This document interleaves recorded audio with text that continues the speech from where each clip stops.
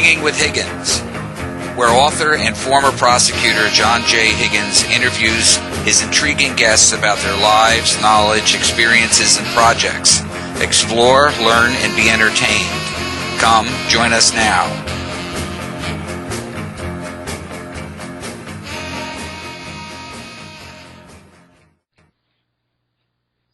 Good evening, and welcome to Hanging with Higgins. I'm your host, John J. Higgins. Tonight I have an interesting fellow with a great concept for readers and writers, Jed Grant, one of the founders of a website called Literrater, which can be found at www.literrater.com. I stumbled upon his site, probably off Twitter, and found it so fascinating that I wanted him as a guest. So let us begin. Good evening, Jed. Thanks for agreeing to the interview. How are things with you? Doing really well. Thanks for having me on, John. I appreciate it. It's my pleasure. I read your internet piece on how you started Literrater. Your original intent was to be an author. Could you tell us how and when you started? Now, did you want me to tell you how I started writing or how I started building Literrater? I'm one of these kind of people who want to know all. So, all right. Well, let's start with the writing side. I was sitting in my cubicle at work one day, and I had this little daydream where I basically, something happened to my family, and so I felt it from far away, and so I burst out the window and flew down the freeway and was there to rescue them, but it was a tragic thing, and they essentially died, and it was such an experience that I felt like moved, like I needed to write it down, and so I did, and it felt good. It felt like it was a story that kind of needed to be told. And I reread it a week or two later, and I was like, this is awful. But I still thought the story, the concept was good. And, so I looked online, and I found this book that was really well rated on Amazon by a guy named Jerry Carver called Immediate Fiction. And that book, to me, it was a pretty big deal. Have you ever read that one? No, I haven't. But so he says this thing in there where he basically just says, write a lot. And keep doing it again and again and again. And he has all these other little bits of advice that are exceptionally helpful, but the real thing was just write a lot. You got to get better at it. You got to practice. And I had never really thought of that, and so I just started doing it. And then I also listened to this other podcast called Writing Excuses, Brandon Sanderson and a couple of other authors, I think Dan Wells and a guy named Howard, but I don't know his last name. Okay. They have this thing where they say basically try and cut everything, and if it changes your story, then you can put it back. Otherwise, cut it. And so those two things helped me kind of get started and feel like I could write something that was kind of enjoyable. And so that's the writing side. That's how I got started on that part of it, which was kind of fun. Yes. And then I would say that I started reading about people like John Locke and Amanda Hawking, who were doing really well on the self-publishing side. And it got me pretty excited. My wife got me a Kindle around the same time, and I started buying all these cheap books, and some of them were quite good. And that made me realize that maybe there was a real chance that I could actually write something and be successful at it. But I'm one of those people who kind of hates marketing in a very real way. And so because I have a technology background, I started trying to come up with ways to get around that so that I wouldn't have to do any marketing. And I mean, that was kind of where the idea for Literrater really got started. And so I just wanted to avoid marketing and have a way that would just let me write more and not have to spend all my time promoting my own work, which, I mean, I just feel a little uncomfortable telling people, hey, look at how good this thing that I made is. So that's kind of the start. Yeah. I mean, I was a prosecutor, and I've basically been writing most of my life in one form or another. I've had to write in so many different kinds of worlds that, whether it was sometimes I wrote statutes that became, actually the law itself. Sometimes there were reports for governmental committees. Sometimes it was just legal briefs. Other times it was like, some kind of story or something in college. So when I got to the point that I retired, I knew that was one of the things that I wanted to really try. And like you, what I did was I probably read 10 or 15 books on writing. And then I got to the point where it was all kind of the same stuff coming back at me. You know, they might express it in a different way, but it was all basically the same themes. And then I think it really does boil down to that you just have to sit down and write. Yep. And if you get happy with what you're writing, I think that's really what your voice becomes. Because that's really what this whole thing is about, I think, is getting your own voice when you write.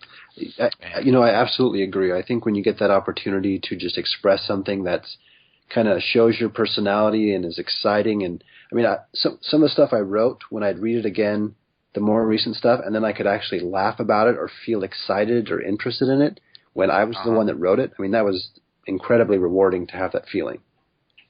Yes. And I believe that we're all creators, and that it gives us the opportunity to create. And, you know, the marketing thing, I believe, has become more of an issue now than what it was probably 20 years ago. 20 years ago, you threw yourself like against the windshield of the major publishers in New York. You hope that someplace along the line somebody would accept your works. I think I just read something like C.S. Lewis was rejected like 1,800 times or some ridiculous number. Well, I mean, and then they basically did it for you. Yeah, and those rejection numbers, though, just fascinate me, and that was another motivator for why I built Literrater. I mean, you hear about things like Harry Potter was rejected 15 times, and it's now worth $15 billion or something like that. And it's just publishers and editors can't get it right all the time. They're often one guy who likes a certain thing, and if it's not for him, then it goes out the door. I mean, the guy who actually published Harry Potter, I mean, it was his 8-year-old daughter who said, "Dad, I want the rest." And he told he told J.K. Rowling that it would never go anywhere, but he was going to go ahead and publish it. Right. And then, lo and behold, off it goes and creates its own industry pretty much. Right. You know. And then the other thing is it happens in Hollywood even more so, is that one person comes out with one storyline and then 50 other people come out with the same kind of thing. Yep. And they all try to, you know, exploit whatever that may be. So that's why I always say to people, just do what you want to do. That's the most important piece, because you never know what it's going to become. So, and I know for myself too, that was the thing that, you know, today with the marketing, it becomes this, I don't know, I've spent the last year or so just working on building a base, because I you know, that was never part of my intention, but I could see quickly that, you know, if people don't know it's there, they don't know, they can't get to read it. And you know, I got to the point that, you know, I was always shy about anything I ever did. Generally, everything in government, I was always behind the scenes guy. I wasn't out in front of the cameras. I let the Attorney General or the Governor or whoever it was do that. I tried to stay in the background. But with my books, my Archangels particularly, I just really love them. I love what I did with them. And it's like, you know, I don't have that like ick feeling that I would get if I was like trying to sell soap, you know. So, you know, and one of the things that fascinated me about you was, you know, creating this like social media environment for readers and writers, and I really think it's something that's really needed. You know, like Facebook and that. Facebook is fine if you already know the person, right? And you know, you can communicate back and forth. Twitter is fine if you want to meet new people, but you can't have a conversation. Right. So, you know, it's like you're stuck in between these two places. And like we talked just before we, you know, went on the air, was that like with Goodreads, I still can't figure it out. It's just one of the most unintuitive sites I've ever been on. And I know to put things up there, but I don't know what they mean. So generally I like to have a sense of how it operates, and I just don't get it. And I know it's popular, but, you know, whereas yours seems to have some kind of system to it that I think, you know, is really going to take off at some point. You know, so would you like to start talking about the reader version of what you've done? Sure, absolutely. So the reading side, when I started reading all those Kindle books, I mean, I was reading a lot from the free list, the 99-cent list, the under $3.99 stuff, and it becomes apparent pretty quickly, and it's even gotten worse now, that there is a whole lot of garbage that people are publishing. And when I say garbage, I mean it's not edited, it's poor vocabulary, poor spelling, poor grammar, poor sentence structure. It's basically not good in any way. And it's pretty frustrating because if you get kind of invested in a story only to find out that you're going to have to drag yourself through because it's so bad, but you're kind of interested in the premise, it's not a very good experience. And so that was one of the reasons why I wanted to know, what is the editing quality of this book? At the same time, I'm a fairly religious guy, and I'm a dad now, and I care about things like how much profanity or sex is going to be in books. And I mean, my kids aren't old enough for me to worry about them reading books with sexual content per se, but I still like to know so that educated decisions can be made. And the only way you can find that out today is reading hundreds of reviews, hoping somebody says something about it. But you never know what people's standards are, and it's really hard to get a sense from one review that might mention it. And so it was kind of frustrating for me on that side. But at the same time, I also like kind of odd types of books. Like I love science fiction books that have like a nice romantic tone to them, but aren't sexually explicit. And it's like, good luck. I mean, that science fiction writers just don't write that kind of stuff most of the time, so it's very difficult to find. And so what I built into Literrater is a characteristic-based rating system where you just drag some sliders on a handful of characteristics that match your interests, and you can immediately find a bunch of books that match those characteristics. And so when I look at websites like Goodreads that has this supposedly very intelligent recommendation engine, or even Amazon that has recommended books based on the books you've purchased in the past, it's all very frustrating to me because they have no idea why I actually like the books that I like. And they typically, in my opinion, ignore any kind of mature content you may or may not want to have in your books. And so you just wind up getting pretty generic recommendations, even though they may have tons and tons of data about what my friend's friend liked. That's nice, but sometimes I just want to pick something very specific because I'm in that kind of mood. And so the ratings on Literrater allow you to do that. They let you just, in a few seconds, drag a few sliders, maybe select a category, and you've got stuff that matches that. And then you can decide if you're interested. Right. Well, I know with reviews, like even people who've reviewed my books, is that the ones that probably would be the most helpful are filled with spoilers. So it's not really the review you want to work off of. So I think that there's that inherent conflict with somebody doing a review that would give you all the information that you may need about the book. That's why I thought that your rating system seemed pretty fascinating to me, because it gives you that information without spoiling the content. Yeah, and I think that's a great point. And it's not what I've thought of as much, but I totally agree with you, because I have read a few reviews where they give away too much of the story, but then those same people are often the ones who are giving you the type of detail you're looking for. And it's a little frustrating. It kind of ruins the surprise a little. This is the same reason why I've stopped watching movie trailers. I like that kind of surprise that I get from not having gotten this background information first. Well, that makes a lot of sense. So, I mean, I've only been on your site for a short period of time, looking around, so I haven't, delved into it to any great degree. Now, when you're doing this rating system, I saw that you had a lot of like popular books as well that were, referred to. So, what kind of numbers do you have in your database of, for somebody to draw from? So right now we have about 250,000 books in the database today. And wow. It adds them every time you do a search. So if we don't have a book, we go get it from an external source and add it to our database. So even though we may not technically have it at the moment, when you do a search, we most likely will get it and then add it. Now, that doesn't mean we have a rating for it yet, but it means that we have it available in the database. I see. So then as time goes on, when people do those ratings, then you really want to rely on the ratings from the people you have in Literrater, correct? Right. I mean, we're doing pretty much everything we can to get people to come and rate books. We've added a reward system where if you rate a book, you get 20 reward points or 30 reward points if you rate it and write a review. And that equates to about 20 or 30 cents respectively. So we've had a few people redeem those reward points for gift cards and free books that we'll buy for them for their help in getting that done. And for a few people, it's been really popular. A couple people have rated a few hundred books just to get some gift cards, and it's been really helpful. So we're trying to help our readers out, get them some more books, and get the site with some more ratings too. Right. Now, I'm going to jump back for a second. In terms of timing, when did you actually start Literrater?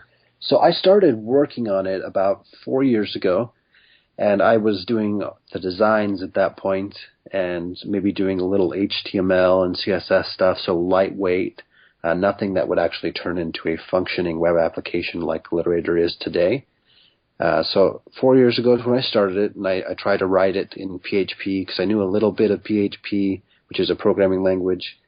And then that had some problems, and I kept trying to find a developer to help me out, but I could never find one. Those guys are in high demand. They get paid a lot of money, and they just are kind of happy where they're at most of the time. So I read about this. I believe it was the founder of Foursquare who basically just said, learn to code.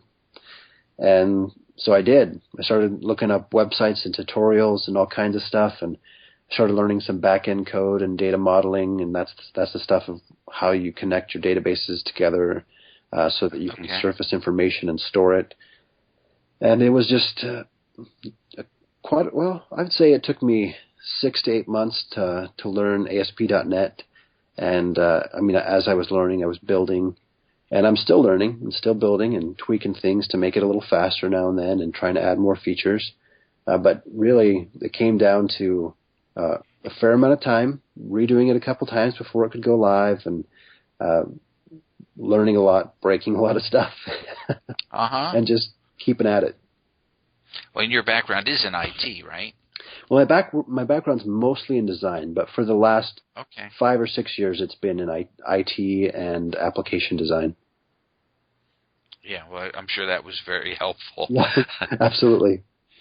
Well, we were doing this cartoon series, and we have some stuff from the 90s where we had 3 books that went along with a DVD that you could play because it was for preschoolers, so they could hear the music, see the words and whatever, and go along with the book.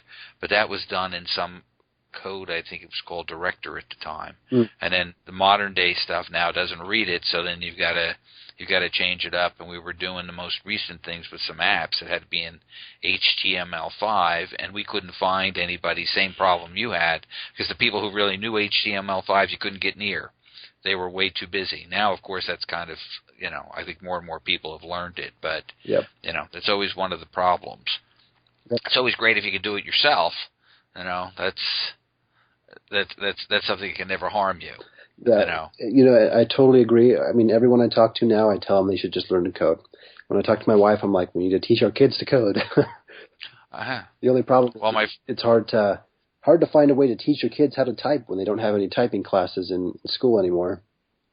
Oh, well, I should have taken typing. I took engineering, physics, and calculus. There you go. Let me tell you, I can tell you which was really would be much more useful in my life. Typing would have run circles around either one of those classes. But this friend of mine too with the cartoon stuff has told me that schools now are beginning to take coding as though it's a foreign language, which really makes a lot of sense. It does. It's probably the same kind of principles, and as time goes on, I think there's going to be more and more of that. So that's a good thing. Now, you also have a co-founder and a partner, this Mr. Evans. Yeah. So what's the story between you and David? Or Daniel. So Daniel is actually a guy I knew from church. I found out he did some marketing, and so I started talking to him, telling him how great Literrater was. And because he does marketing, and that's the area that I really don't like, I talked to him a little, but at the time he didn't have the bandwidth to be able to help out, but I got a hold of him a couple months later and asked him again, and then he did. And so Daniel actually takes care of all of the PR marketing and social media for us, which allows me to focus on product design and development. And so it works out pretty well. I mean, I still do a little bit of the marketing and stuff, because to get a startup off the ground, that's really the most important thing to do. But yeah, so that's how we started out, and Daniel continues to help out and does a lot of the stuff that I don't want to do. So I really appreciate having him there to help Literater grow. Yes. Well, I've also found in my lifetime that it's always best to have a team if you can. Oh, absolutely. You know, yeah, it's been so hard to do by yourself many things. I totally agree. It's been a night and day difference since Daniel came on board, just having that person to offer a little support and encouragement along the way and kind of balance out your ideas and your opinions instead of just kind of being too extreme one way or the other. So I totally agree. It's great to have a team or at least a partner to be able to bounce ideas off of. Yeah, and the other thing I think is important is that when you have a question, they can give you feedback because they've kept up to speed with where you are. That's what I find to be so hard as an author, because when I hit a roadblock or a question I really have, it's usually 3/4 of the way through the book. So there's no real way of getting a real simple, quick answer of what somebody's opinion is. However, you may have some of the solutions to that from your author side. I sure hope we do. I mean, I know we'll get to it a little bit later, but one of the things that we're hoping to do is have like polls inside of your thing and brainstorming sections so that as people are riding along with you, you get to that point and you can trigger a poll and say, what should I do in this situation? And have your fans say, do this. It's like ask an audience like on Who Wants to Be a Millionaire at any time in your book, so you can figure out what you should do, or at least get some feedback from the people who really care about what you're doing. Right. No, I think that was one of the other neat things that I saw, that you were doing. Just to finish, I think in the reader section. Now, ultimately, at some point, will Literater have some kind of parental controls or whatever built in for younger readers, or are you not going to deal with younger readers? So there's two parts to that. One, we want the information to be available to parents especially so that they can make informed decisions for their kids or for themselves. And so we will have in the future some way for people to say, do not show me books with mature content. We also plan to apply that to certain accounts at certain ages. So there's kind of a question that we have ongoing as to what that age is. But really we just want to make it so that at least the information is available. So I think in many cases you'll get kids who are very mature or very immature at the same age. And so we just want to enable people that if they want to make a decision and not make excuses, that they can find out that book has a lot of inappropriate content and then decide whether or not they're going to read it. Right.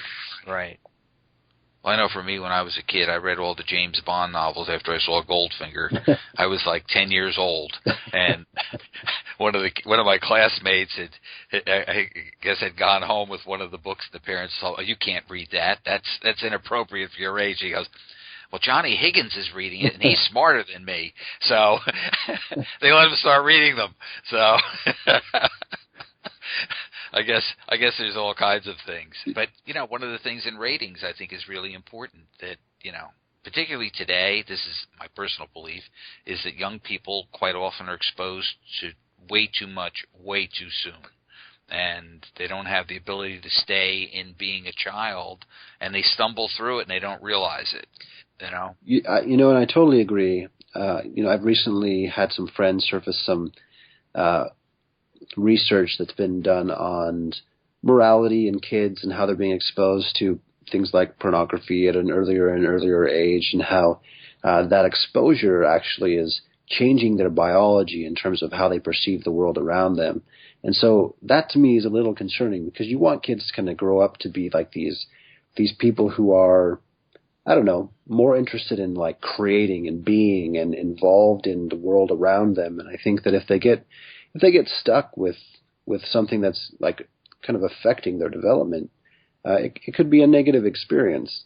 But again, I think it's empowering people to make the decision for themselves, though, because it's easy to make excuses and say, "Oh, I didn't know that had that stuff, and so I just went ahead and read it." At least that's from my perspective. I just want to make sure people can make a choice. I know some people will do one thing and some people will do another, and that's fine. But if they want to make Right. a choice, they can make the choice. And I don't think that's available today. And that's one of the reasons we wanted Literator to be out there, is just so people can make good choices if they want to. Right. Right. Well, like I say, it makes a lot of sense. So, all right, maybe we can talk a little bit more about the author track that you have in there, because that, again, was something that was very fascinating to me. Sure. Well, as a little background on that, I wanted to find a way where you could get help with three primary areas. One, to get help with the editing and just the general improvement of your writing craft. Two, to provide a way to get a better cover when you're a self-published author just starting out. And three, to be able to market or build your audience without having to spend large amounts of time promoting yourself on social media and basically doing things other than writing, and again, making your writing craft better. And so I had just finished up an application that was a crowdsourcing tool that allowed the company I was working for to get 7,000 hours of work for free. And that was in the first 2 weeks with, I think, 150 users. And so in terms of scale, I mean, crowdsourcing allows you to do massive amounts of work for very little money. Maybe you could explain crowdsourcing, because I'm not sure I understand it either. Sure, thanks for asking. So crowdsourcing is when you have lots of people do little bits of work. So Amazon has a tool called Mechanical Turk, or Google used to have this little tool called Image Labeler, where people would come in and they'd play a game with each other, and they had to match the words that described the image, and so they would get Google would get keywords for their images by getting people to play this game. So crowdsourcing, again, is you get lots of people helping out on one problem, and they collectively are wise. Individually, they may not be, but their collective wisdom helps you to get a good result. So when you apply that to a writing project, specifically on Literator, when you post your first chapter, let's say, and let's say you have 20 people who go through it and they mark up all kinds of stuff, whether it's they think a sentence is wrong or a word is wrong or there's some grammar issues or they just have suggestions. And so now you've got this document that's full of all these comments from people. But each of those comments, everyone else can vote on. So one comment may have 20 helpful votes and nobody disagrees. And another one might have 15 people who disagree. So what's happening there is not only are you getting this help from the crowd is also helping you to find out which comments are worthwhile. The ones that everybody think is helpful, you probably want to spend more time with. Where the ones that everyone disagrees with, you can probably just ignore and go on with what you're doing. So again, we're using the crowd to kind of check each other's work and just provide general feedback and information to you, the author, so that you can improve your book. And at the end, we have these, for me anyway, I like to get good feedback at the end of each chapter, so people read through it and they kind of can say, this is how I felt about the chapter.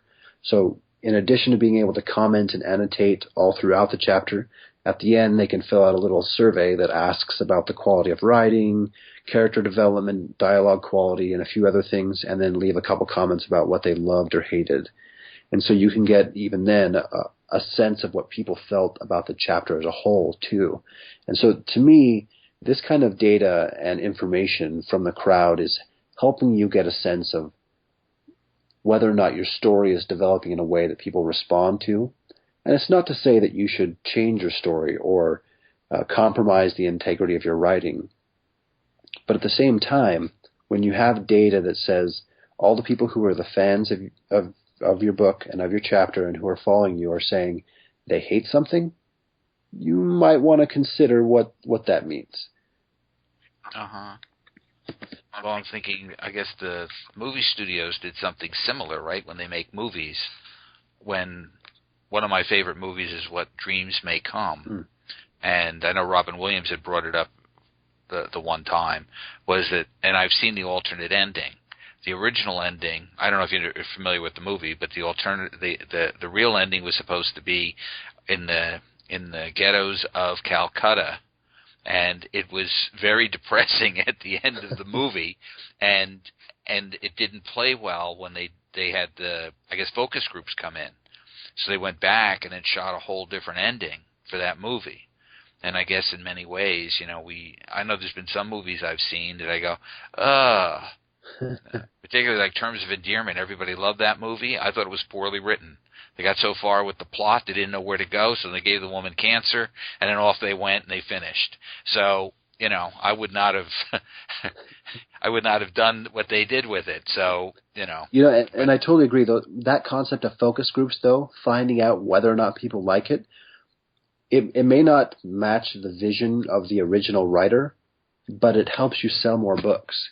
And I had somebody recently tell me that they kind of approached it from the artist standpoint, right? I'm a writer. I want to do something with my story, and I'm just writing what I want. And great, more power to you. Congratulations, enjoy your book. But at the same time, I'm a bit more practical. I want to write a book, I want to make a lot of money, and then I want to write more books. And if I don't make a lot of money, it's going to be hard to write more books. So right. I look at a book as more of a business. And if I have data that tells me how to run my business, that's how Google, Amazon, and many companies today are doing what they do. They're using data to make decisions, and because of that data, they make good decisions that make them lots of money. And so I'm not advocating for purely following the data, because sure, you may do something that people hate in chapter 1, but when they get it in chapter 6, they're just blown away. So right. there's certainly a case for ignoring what your readers have to say, but you got to do so in an intelligent fashion. And today, there's no way to do that intelligently. Right. Well, I know with my series, I have 9 books in my head. So there's a lot of character stuff that's in the early books that will play out much later in another form. Sure. So if you just looked at the snapshot of where it is at the time, it may not make a lot of sense. But I know that there's a plan of where that's going to go, as the stories develop. And I think that's an issue you always have with an editor, because an editor may only see what's there. And I had a really great editor for my first 3 books, and there was a couple of comments, and it would be like, no, I'm not going to take your change because I really know this is going in a place other than what you're seeing here. So there's a purpose to it. And, I've always been open for any kind of change to anything I write, because if what you say makes it better, more power to you. Yep. Because, we get too close to our work. But in the same token, what you're saying doesn't really fit what my plan is, then it's up to me to protect what I want to do. I totally agree. And one thing I like about Literrater is my own project has helped me develop a little thicker skin and a greater readiness and willingness to take that feedback and be willing to let somebody else be right and point out the problems with the stuff that I'm doing. Because before, when somebody would say something bad about my book, it was like, you just crushed my soul, right? Well, it's hard. They're like your baby. Yeah. I mean, we live with those. I don't know what you write, but I know I've lived with my characters. You cannot help that. I mean, they almost become a voice in your mind. When I've always said that really the books kind of write themselves. You put the scenario, once you know who the character is, there's certain ways that character is going to behave, and there's other ways the other characters will behave around them. And, you put that together, and the story then unfolds. And I think that's a great way of putting it. I think it's so delightful when that actually happens. I think a lot of times it doesn't happen, and you have to rework it enough times until it does. But when you finally get it right, and it feels like it is that character, and it's the way they are, and that you've created this fake little person who seems so real, it's just such an exciting feeling. Yes. I know at the end of actually, I have 3 trilogies in my head. The first one was The War in Heaven. The second's The War in Hell. And then the third one will be on The War on Earth. And when I was writing, I didn't really specifically know what the ending was going to be at the end of book 3, because it still has to be it's got to end the tale pretty much, but it's also got to have the opening for the next to come. And all of a sudden, my character did something that I was like, oh my God, I can't believe you did that. But it was the only thing that character could have done, and it's true to the character, you know. You know, and I love that you said that because sometimes it really feels like it just happens and you're along for the ride. And that's weird because you're the one typing it out, right? But it totally feels that way sometimes. One of the things that guy Jerry Carver said in his book is that the only time anything gets better is so you can make it even worse. So Yes. his thing is like conflict, conflict, conflict, right? And so I kind of enjoy in a maybe it's a bad thing. I like making characters' lives miserable sometimes.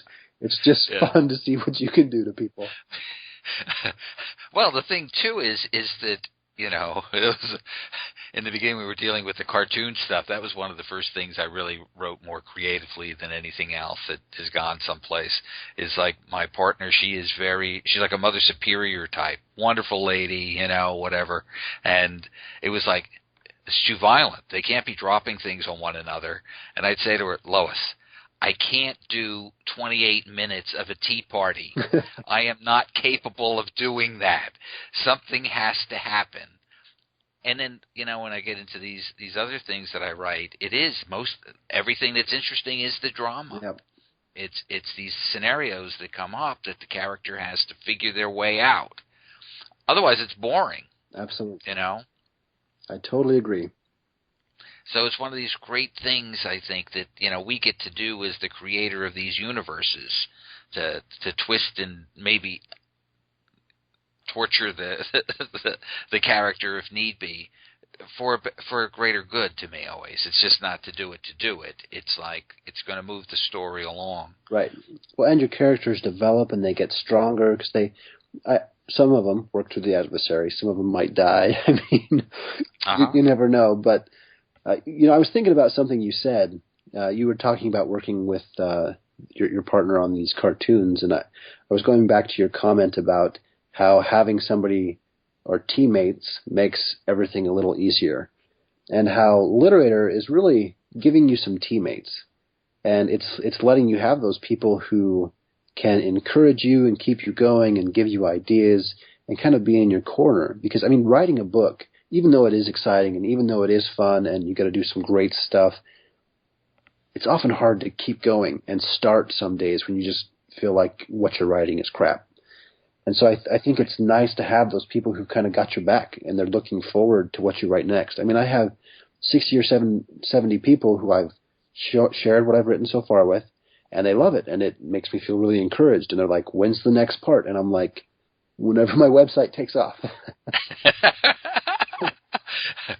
No, that absolutely is. Like when I was writing, you know, I had retired. I wasn't practicing law. Not that I did do a little bit of defense work, but I really didn't like. I've been putting people in prison for 20-some-odd years. I certainly didn't want to be now trying to turn them loose. So some people can do that. They can switch sides without a problem. It just didn't flow for me. And so I start writing this stuff, and I had about 100 pages, and I turned to my girlfriend, who really doesn't like reading this kind of thing to begin with, and I said, look, I just need somebody to look at this so I don't feel like I'm sitting here wasting my time going off into the ozone here, you know. And she started reading, and it was like she caught up to me in a week. She goes, I want more. So then it was like, well, you know what, it can't be all that bad. And that bit of encouragement is always what drives you to go to the next level. Because it is, like I said, it's a very lonely process when we write. Yep.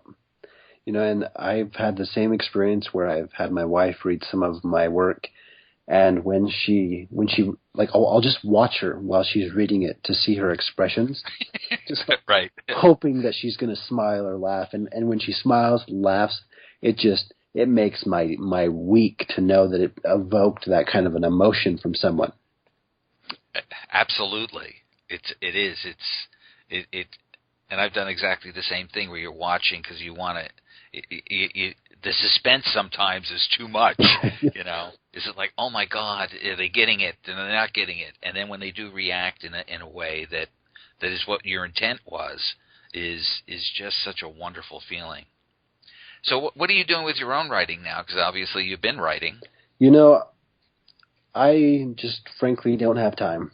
I have been focused 100% on Literator for quite a while now, so I haven't added anything to my book for probably 6 to 8 months, and I would love to get back to it, but we're right in the middle of trying to really get Literator off the ground and start to get some traction. I'm hoping that we'll be able to get enough traction that it'll be good enough evidence for some investors to invest some capital, and I'll be able to go full-time on Literator, and that'll give me hopefully an hour or two a week to work on writing again. But for now, it's all about making Literator grow, even though the whole reason I'm doing it is so that I can write books. Right.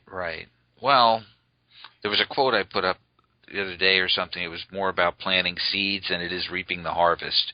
And, a lot of times that's the way anybody makes anything successful, is they've got to keep on the path that they start and then move things along on a path so that they can get to the point where they can do what they really want to do. Yep.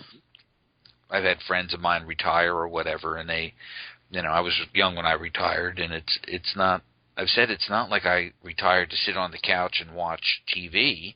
It gave me the opportunity to do something I really wanted to do. Which is awesome. And, I'm hoping for the same type of thing in my life. I like designing software. It's enjoyable, but it's not what I want to do forever. Right. But it seems like you have a plan, and you're moving down along that track. Now, the other thing that I had discussed with you a little bit, and and that was my only concern. So I think we should say just a little bit about that. Well, you have different ways, right, that somebody can allow feedback to a certain degree on their work, sure, as opposed to them, having full access and that kind of thing. Maybe you could go into that a little bit for me. Absolutely. So Literator has a variety of privacy controls, whether it's at a project level or an individual chapter level. You're able to say, I only want these people to have access to my content. Now, when you do that, it still gives people an option to request access so that you know that someone's interested, and you can make a decision whether or not you want to let them in. Now, the other thing about Literator is that as people comment and they get these helpful votes, it improves their credibility on the site. So if you see someone who has tons of credibility points and they're asking to get involved in your project, it might be in your best interest to let them in. Now, at the same time, for people who are putting their whole book out there with no restrictions, and they're just going to maybe restrict the best part of their book or some key scenes to drive a little more interest or make sure people don't have the whole book for free, they can do that too. So that's one aspect where you can just restrict access. And we have some really easy ways where you can add like all the people who follow you or all the people that you follow to the approved list. So it's really quick and easy to add people. We also have the ability to blacklist someone. So if they're doing something you don't like, you can blacklist them and you won't see anything from them ever again. You can also mark any given chapter as read-only, so no one can make any comments. So if you just want to post it for people to read and leave feedback at the end, you can. You can also make it so that when people are annotating all over your chapter, that it hides those and forces someone to click on it to display, so it keeps the reading a little cleaner for them while they're reading. Because if it's all marked up, it can be a little distracting.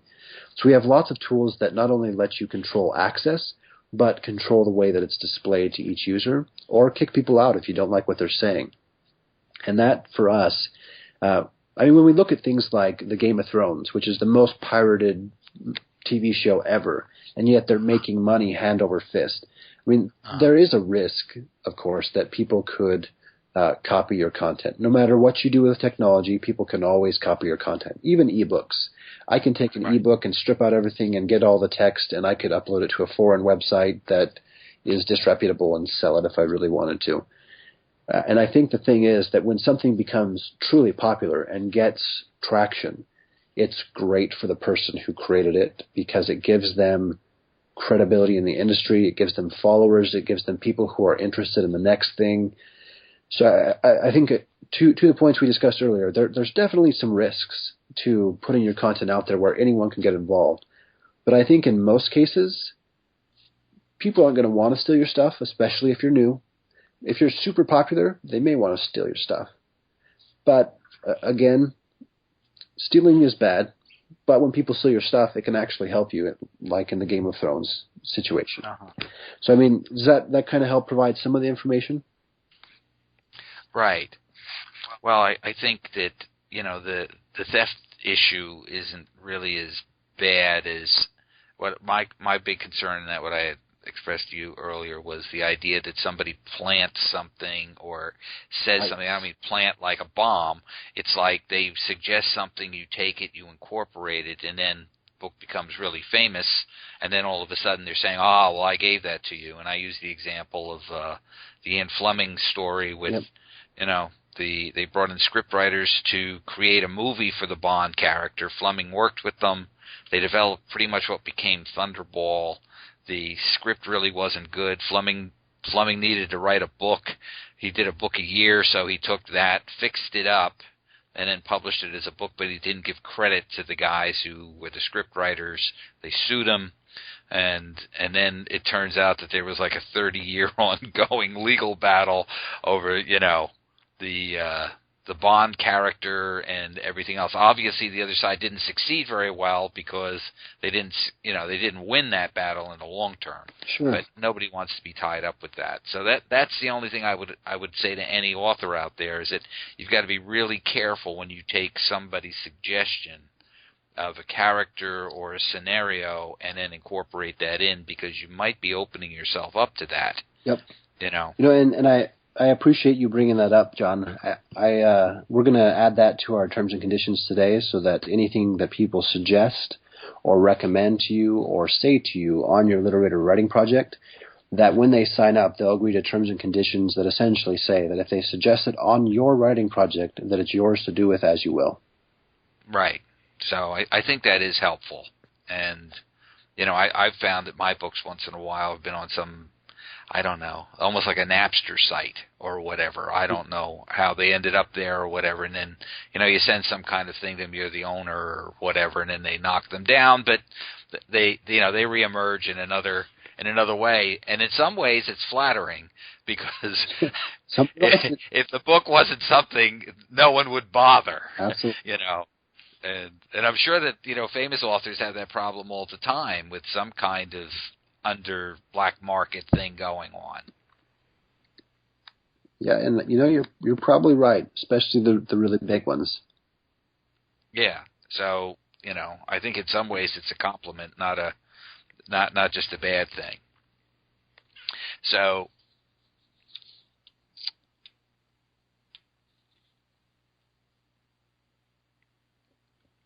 now, I think that you really have, you may be creating a whole future process here, and that was why it was so interesting to me, because there's been so many major shifts in the whole book publishing model that, I don't know exactly how that's going to flesh itself out over the next 10 years or so, because I know the traditional publishers, I don't know that they promote smaller authors to any great degree today like they did maybe 10 or 15 years ago. And from what I've heard, they don't. They leave most of the promotion up to the author anymore. So the author gets their advance, and they get a little help and maybe some book tour stuff or book signings and a press release. But from what I've heard and read, it sounds like they're left to their own devices to maintain their success. And to your comment about kind of a shift in the way that the publishing industry does things, I really hope that Literrater is part of that, or that something else comes along to help us all find a better way to write and discover books. Because right now, I think it's so hard to be seen in the self-publishing world, where there's just so many books being put out to market. It's just difficult to even begin to establish a fan base. And I think Literrater is one place where you can really do that. And you don't have to go spend all your time on social media. You can just write your book. And you'll have to spend a little time on social media. Don't get me wrong. It's not a magic bullet. Right. But if you can start getting some success, everything about Literrater is designed to help other people discover what the people who get involved first are seeing, and then for their friends to discover it and their friends. So it's leveraging that social networking aspect to continue to grow the people who are interested or involved in your project in a very natural way. And that to me is a really big deal because it lets people hopefully focus on that storytelling aspect of our lives. I think that sharing stories is one of the most important things that we do. I think it inspires and motivates and just makes us more interesting people. Oh, absolutely. And I always like the stories that aren't so easily predictable. Yeah. I just saw that movie Gone Girl over the weekend or whatever, and I was very impressed with the movie. Usually I sit down, in the first 5 minutes I could plot out exactly what's going to happen, pretty much who's going to do what, and that becomes somewhat boring. So I always enjoy a story that's a little bit out of the norm and, makes me think, Actually, the girl in that movie kind of reminded me of some women I've been involved with in my day, so it may have been more of a horror movie for me. Which isn't a good thing to say, I guess, but well, you didn't name any names. It does kind of make things a little bit on the funny side. And the other thing I know with a lot of books that are considered books today, I mean, they're really just novellas. Yeah. And it's like there's so much of that out there now. Yeah, those books that are 260, 270 pages, I'm like, that's it? Where's the rest of the book? Right. Well, 260, you're lucky. I'm seeing stuff that's 60 pages long. With the Twitter thing, I have so many people involved with that I see what they've written, and I'm like, ooh, that's really a short story. And I know for me that when I read a book, I want a book that, I used to pick books only by their thickness. Because if the book wasn't thick enough, by the time I got into the characters, I was done with it because I read very fast. So it was like, oh, that's just a tease to me, I really enjoyed something that had a more, fleshed out story with, different twists in it and turns. Sure. So. Yeah, it makes sense. So that's all good. So now, in terms of how do readers get signed up into your website, and how do authors get signed up? Sure. So when you come to Literrater, there's a sign up button on every page until you've signed in. And if you hit that, you can either sign up with your own email address and create a password for the site, or you can just sign up using Facebook. Now, on the Facebook side, what that means is we'll be able to find anyone of your friends who signs up and let you know, so that you'll be able to follow them without having to go digging through the many pages of people who are already users on the site. And so it does make it a little bit easier, and we don't post anything unless you turn it on. And so if you want to post your book reviews and stuff to Facebook, you can, but you don't have to. So once you're signed up, though, for the author specifically, well, for anyone, at that point, you follow some people, you follow some writing projects. You could start a writing project. You can add books to your bookshelves. Like if you just want to read some books, you want to keep track of them, you can do that kind of stuff. So many of the features that are on Goodreads and stuff. But at the same time, for authors, if you want to claim your books so that we can associate those books with your Literator account specifically, then you just find one and you look for the little button that says claim your books on the right-hand side if you're in a desktop browser. And you hit that button and you provide a little bit of information, we review it, and then we connect your account. And now today, there's not a lot that we're giving you other than it points people to your profile so they can follow you and you're beginning to grow your followers. Our future features, though, will allow us to ask readers for their if we can send you their email address. So if you have a newsletter, Literator will help you grow that newsletter. We'll ask you what is your upcoming book and what is the current book that you are wanting to sell most now, and we'll promote that on your author page, and we'll give you a way to be able to announce book launches to all of the people who have followed you as an author or marked you as one of their favorite authors. So really our author page is going to be all about promoting an author and helping them connect to more of their fans in a very easy, very natural way where they have to do very little. So Uh-huh. it'll just use like the date that you plan to publish to send out an email to let people know, so you can get those early purchases. It'll help you get on some bestseller lists and features like that. And we'll give the authors full control of those pages so they can customize them. But at the same time, one thing I think no other site is doing today is letting authors get access to the readers. It's like the website keeps control of those readers and doesn't share it, doesn't let the author truly connect with the people who are following them. So like Goodreads, you mentioned you have 1,000 followers, and you could post something on your page and a small fraction of those people might see it, but email's where it's at. And if somebody says, I'll let that author send me email, that's a big deal. That's why many of the authors you see out there today are adding a newsletter so that they can get subscribers, so they can market their stuff. Right. Well, and I think part of the problem, I think if it comes to your site, I think it's a little bit easier to deal with. I know that, I get a lot of emails from people that I'm on their lists or whatever, and, what I have to say is I think they work against themselves a lot of times. Yeah, too much. I was getting something over and over and over again for a continuing legal education thing on assessing whether somebody was lying. Interesting thing, but when I get an email from them every single day on the thing, I'm removing myself from the list because it's just clutter to me. And I think that's one of the things that happens with a lot of authors. They just keep pumping stuff out without thinking it through. Yeah. Yeah, there's key events where you should be telling people about it, and most of the time you should just be keeping your mouth shut. Yeah. I mean, well, we use that term in litigation as well, is that you never want to snatch defeat out of the jaws of victory by going on too long. Yep. When the judge is going the way you want him to go, you shut up. Because you can start talking about something that all of a sudden turns the entire case in a direction you did not want to go. Yep.